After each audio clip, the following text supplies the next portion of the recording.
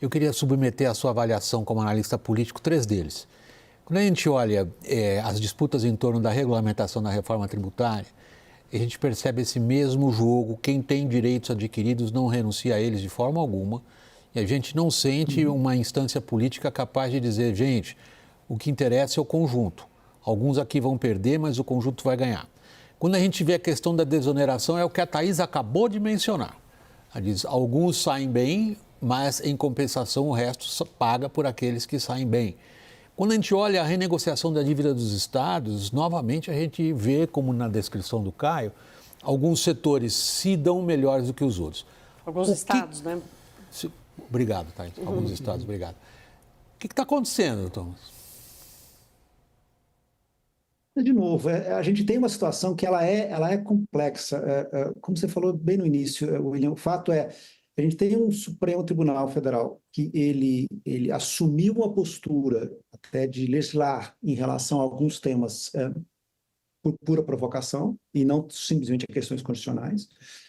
Você tem um Congresso que está assumindo uma responsabilidade sobre a destinação do orçamento, sem ter, ao mesmo tempo, a responsabilidade sobre como aumentar esse orçamento, como arrecadar mais. E você tem um governo que ele é institucionalmente mais frágil, mas também numa circunstância política muito difícil e muito dura, que é um país polarizado. Então, tudo isso fica... no fundo, a gente tem uma política de pântano, sabe? As coisas vão um pouquinho, voltam, vão um pouquinho, voltam. Quer dizer, fica tudo andando de um jeito muito complexo. Você deu um exemplo maravilhoso, que é o exemplo da reforma tributária. Por que a reforma tributária, que passou 30 anos aí sendo discutida, tendo vários tipos de projetos, vários relatores, enfim, conseguiu ser aprovada de uma forma tão rápida, em 2 sessões a Câmara decidiu votar e votou todo o principal do seu trecho de regulação da reforma tributária? Porque havia uma liderança política ali, o presidente Arthur Lira, que tinha se imbuído de que ele ia resolver isso na sua gestão, e, portanto, resolveu. Eu não vou nem entrar aqui no mérito dos problemas da reforma, mas o fato houve uma postura política de tem que resolver, vamos resolver. Ponto.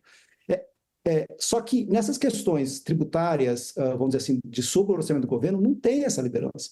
Não há esse conjunto, não há essa direção única que você fala, ok, nós temos que resolver, por exemplo, a dívida dos estados, porque a dívida dos estados já foi resolvida. O governo Fernando Henrique resolveu essa dívida dos estados, o governo Lula renegociou essa dívida dos estados, teve essa renegociação de novo no governo Temer, ou seja, a cada X anos, os estados recebem um perdão, um corte de juros, um desconto, e 5 anos depois estão de novo numa situação em que eles precisam renegociar suas dívidas. Ou seja, falta, no fundo, um compromisso político, não apenas aí, não é simplesmente do presidente, mas um compromisso político da elite política, para conseguir falar, isso a gente tem que resolver, porque não dá para você ter uma vida política de pântano como a gente está tendo.